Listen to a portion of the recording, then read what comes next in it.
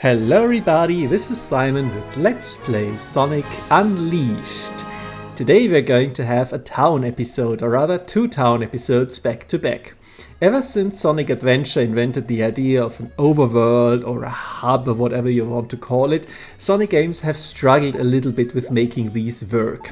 In Sonic Adventure itself, you did have a bunch of memorable NPCs, like the couple who gets together in the burger store, the restaurant, question mark, what am I saying, and the burger statue itself that you can carry around. It was cute and all, but it's mostly memorable because it is a little bit weird. And 06, for example, had a gigantic town, but all of the NPCs in there were completely underbaked and bizarre in many ways, with very few of them just having side quests that were okay, like looking for the dog that was cute, or you had Sonic Man, which is like complete meme character, as you say, so just bizarre.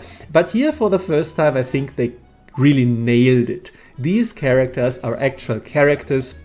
Talking to them is fun, it's not grating or anything. Their responses to the world around them, their personalities make broadly sense. And what's also really important, I feel like, is the character design for once is in line with the cartoony animals that they are interacting with. All of these exaggerated effects around their head, they fit together with how they look like in a very obvious, exaggerated, animated movie style, and it is all from one mold basically, and it is good overall, and I really enjoy talking to them. Also, now we have a little bit more freedom, not total freedom as you can see here, to explore a hub area and really take in the sights a little bit and enjoy the music and the sunny atmosphere, which is also really nice. I do like Spagonia a lot. It is a lot more extensive than Apotos, and there is actual platforming in here, and you have to think about how do I actually get on there, maybe using a little bit of speed and momentum. There we go. And this way you can collect some of these medals that are hidden here as well. Now for one of my favorite characters here, the boss from not America, as you can tell from the flag, a very nice touch, signifying where each character's homeland is from. And he does look quite one-note, a cliche businessman who only wants to get back to the other side of the world, only thinks of himself and how this affects his business. But as we're going to see as the game progresses, I actually always look forward to talking to him, because he is legitimately a very interesting character who has a lot of growth over the game, and I feel like this is something that you would not see in any previous Sonic game at that level. Also, I really like the head of the dormitory, who is the head of the dormitory, you know, stuff like that. It's just kind of cute. I'm not always going to talk to every single character, and as you can probably tell, I'm not talking to each of them for very long. I am skipping the text a little bit. I hope this is okay. I can read that fast, yeah, not everybody can. You can pause the video if you extremely care about the dialogue. I see this as a bit of a compromise between trying to fit in all of these lines from all of these characters and not having the video drag on forever. Speaking of freedom, there are still a lot of sections cordoned off, including, for example, the actual entrance stage. So we can't pick a level now, we have to do story first. We are still very much on rails here, and I'm going to comment more about that later. But first let's talk to this character, Dora, who I actually also really like, because obviously she's a bit on the large side, which is perfectly okay. And you have a huge diversity of body types here, so that's nice representation kind of way. But also, as far as I remember, and please do not correct me if I'm wrong, this would hurt, the game never makes fun of her in any way. She is not the girl who likes ice cream. She is not shy and insecure because everybody bullies her for her weight. She's just allowed to exist as she is, and for that time, I must applaud that. What? Professor Pickle's been kidnapped? It was a little bit before the tremors hit. This old man showed up with a whole pack of robots. They carried poor Professor Pickle off, lab data and all. It can't be. That sure sounds like Eggman. What a horrible thing to do. We've got to go help that professor guy out, and fast.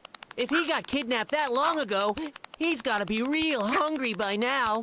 And if I was that hungry, I don't know how long I would last. I'd rather be dead.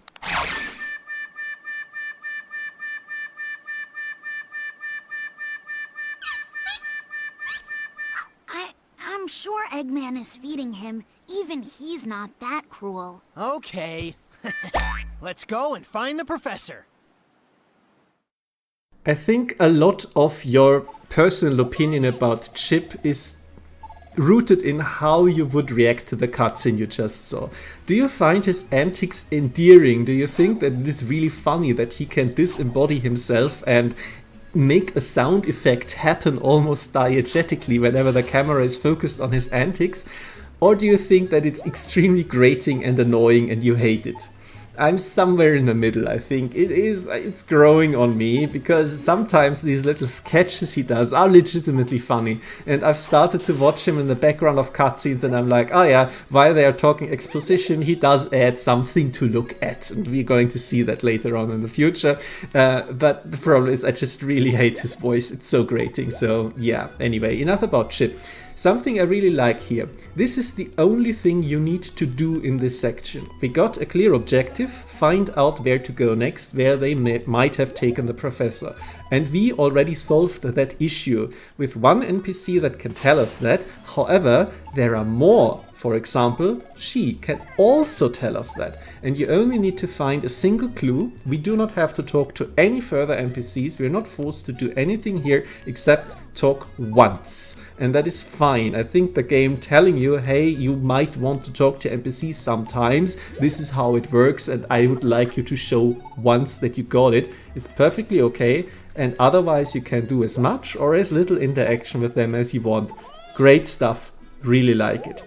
Also something that I hinted at last episode, you would think this would be a perfect time to put another tornado flight minigame, but no, there is none. You just immediately get teleported without any further issues to Mazuri, our third stop on the world map. It's night now, which might be, I don't remember, but I think it is, because we are now in a different time zone. As we're going to see, this game does actually have a larger overworld, a literal world map, and it accurately represents the position of the sun and where it is actually currently night and day. So we did fly into the night. They could have shown that in a tornado transition. It would have been kind of cool, but honestly, I'm really glad that I don't have to play that minigame anymore. Alright, let's talk about Mazuri. This reinforces again that people do see Sonic as a large werehog, but they don't show any sort of reaction like, he's a monster, I'm so afraid, he's hideous. This is all in Sonic's head. These people haven't seen him in day form before, so they just don't care. He's not out of the ordinary. And again, I find this really refreshing that the game doesn't keep hammering home this grim, dark idea of, Sonic is suffering so much under his monstrous transformation and everybody's reinforcing that he's an outcast. No, it's fine. It's lighthearted, and I do like that a lot because they could have gone much more edgy with that. Also, this guy, funny thing as well, he has these purple swirls over his head, signifying there's something wrong with him, much like the ice cream man, but he actually gives extremely cogent advice that is, you don't have to talk to anybody here. Once again, you can just go into the entrance stage and start the next level. It's cool, it's fine, and we could do that. However, this is a giant playground for werehogs, and I'm going to take advantage of that. These rings you can collect here, they do add to a total and you can use them as currency eventually, but it's not worth going to farm here. There's also enemies here, and you can also farm those if you want to. They do drop normal XP crystals, and you can use them, for example, to finish up a level up. I'm actually going to do that here, not deliberately. I just noticed that, yeah, you can actually do that. Also, great hitbox, by the way. He is lying on the ground, so the thrown enemy actually missed him. That's funny.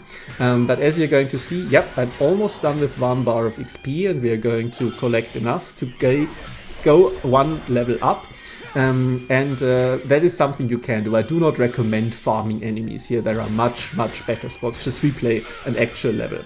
I'm also using combo attack here for the first time. This is the X Scrambler, 5-button input, and now is a great time to actually look at these skills because I unlocked a bunch last time, like the Shohoken and the Shokloken. Yes, this is how it's called. 2 uppercut moves you can do from either the swipe or the long attack inputs, which lends a great deal of variety to the combat, and it's cool that it is redundant in that sense. Now, I gotta say, I'm not the biggest fan of combo-based systems because I keep switching up the buttons, I keep trying to just mash and kill enemies like that. I immediately forget that I can easily get up here with one of the moves I just showed off, for example. But also it's like, it's just too annoying for me to go like, okay, I'm in the middle of combat, I'm positioning myself so that the enemies don't hit me, and now I press X, X, Y, Y, Y in the correct rhythm, don't stop in between to think about, oh, should I dodge now? It's just too much mental load for me because I'm not the biggest fan of doing that in addition to jumping around and dodging, managing health bars, looking for opportunities to do finishing blows and so on.